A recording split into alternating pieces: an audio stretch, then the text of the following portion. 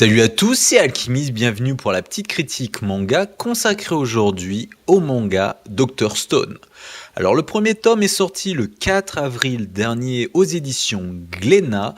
C'est un manga qui est réalisé par l'artiste Boichi, très célèbre pour avoir fait Sunken Rock, et c'est l'auteur, scénariste Inagaki Reiichiro qui a fait entre autres Hellshield 21, qui s'occupe de cette œuvre shonen, action, science-fiction, avec bien évidemment tout ce qui est post-apocalyptique, puisque en termes de l'histoire, on est sur quelque chose de dramatique, puisqu'on suit Taiju qui va à l'école, qui a son pote, un personnage qui est fort et qui est très fort, c'est Senkyu qui est fort en physique-chimie, voilà, c'est une tête, et voilà, on voit un peu leur relation, et Taiju essaie de prendre son courage à deux mains, puisque comme certains lycéens, il s'est amouraché pour une fille et il veut déclarer sa flamme à celle-ci, mais il a du mal à prendre justement, à avoir ce courage, et malheureusement, avant d'y parvenir, il y a une espèce de lueur, une espèce de quelque chose de très très très lumineux qui va avoir une conséquence sur tous ceux qui vont le regarder ou être en contact avec cette lueur. Ils vont commencer à se transformer en pierre. Donc toute l'humanité s'est transformée en pierre, et on se trouve sur un récit complètement nouveau, frais, puisque le récit après va démarrer plusieurs milliers d'années plus tard, avec Taiju qui se libère justement de ce cocon de pierre, et il sait pas trop où il est au final, mais il est très vite rejoint par son vieil ami qui est Senku, qui lui s'est libéré 6 mois auparavant et a essayé, comme je vous l'ai dit, que c'était un génie, de se poser les questions, pourquoi il y a eu cette lueur, quel effet, et pourquoi cet effet, on va dire, de transformation des humains en pierre. Donc il a essayé de trouver des remèdes, donc il y travaille depuis 6 mois dans une cabane à lui, au style un peu préhistorique, et c'est avant tout, c'est cette symbiose avec ces deux personnages-là qui vont se dire, bon, on est peut-être nous deux, on veut essayer de voir s'il n'y a pas d'autres personnes qui ont survécu, ou en tout cas les aider en trouvant justement un remède, et en aidant l'humanité à renaître avec une nouvelle société, avec des règles peut-être, on va dire, améliorées, on va dire. Donc voilà, ces deux personnages-là vont nous amener à nous prendre aussi conscience de notre propre réalité à nous. Donc c'est ça qui est quand même assez sympathique avec cette histoire. Je vous spoil pas trop, puisqu'il va y avoir aussi des antagonistes malfaisants. Donc bon, je vous conseille vivement de le lire pour faire de votre propre avis. Mais moi, au final, j'ai trouvé vraiment un manga, au départ, bon, comme tout premier tome, un peu shonen, voilà, on est surpris par certains événements, et là on l'est complètement. Au niveau du trait, Boichi il cartonne, quoi.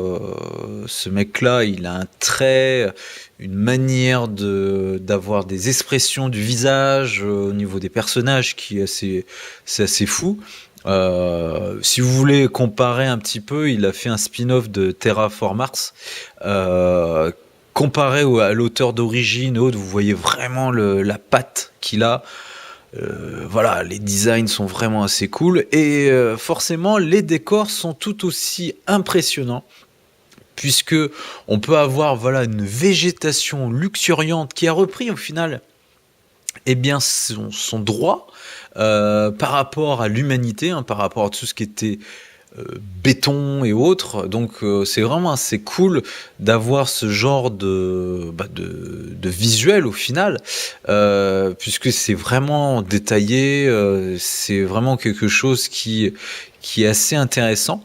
Et toujours avec ces expressions qu'il a, on peut venir aussi avec un petit peu de trucs un peu comiques. Donc ça, c'est quand même assez marrant, puisque quand le personnage principal sort de son emprisonnement de pierre, bah, il est à poil, quoi. Il est à poil, donc c'est quand même, il y a toujours des petits gags, c'est gaguesque un petit peu. Donc voilà, cette œuvre est quand même assez prometteuse. Le premier tome m'a fait quand même très bonne impression. Moi, en tout cas, je vous conseille comme un renouveau du shonen. Effectivement, on est habitué à des mangas qui sont des mangas cultes et renommés dans l'hebdomadaire Shonen Jump. Et là, on se retrouve avec quelque chose qui est vraiment très frais, où on a des enjeux qui peuvent être collés un petit peu à notre réalité. On va dire ici, il y avait la fin du monde. Comment on pourrait réimaginer en fait l'humanité. Et du coup, eh bien, ce manga Dr Stone met les postulats sur ces points-là.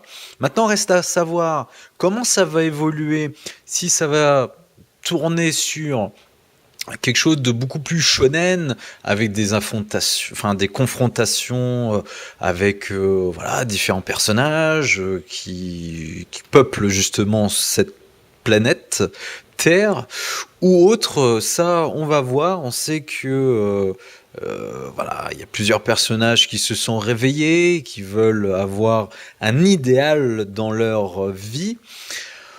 Donc c'est plutôt prometteur. Moi j'ai plutôt bien aimé ce Dr Stone, qui fait partie forcément des mangas que j'attendais, enfin des nouveaux mangas que j'attendais durant cette année. Voilà, il y en a d'autres qui vont arriver bientôt, fin avril, petit tease. Moi j'ai plutôt bien apprécié. Je lui mettrai une petite note de 8 sur 10 quand même, donc parce que voilà, le scénario est intriguant, le design est oufissime. Donc rien que pour ça, le premier tome vaut sa petite note, il n'y a pas de souci sur ça. Donc voilà, vous avez compris. Si vous avez l'occasion en tout cas de lire un extrait pour faire un petit peu l'avis sur ces quelques premières pages, eh bien je vais vous mettre le lien sur la description. N'hésitez pas à commenter, à liker si vous avez aimé ou pas le manga, et à partager, ça fait toujours plaisir. Sur ce, je vous dis à une prochaine petite critique manga. Salut, salut!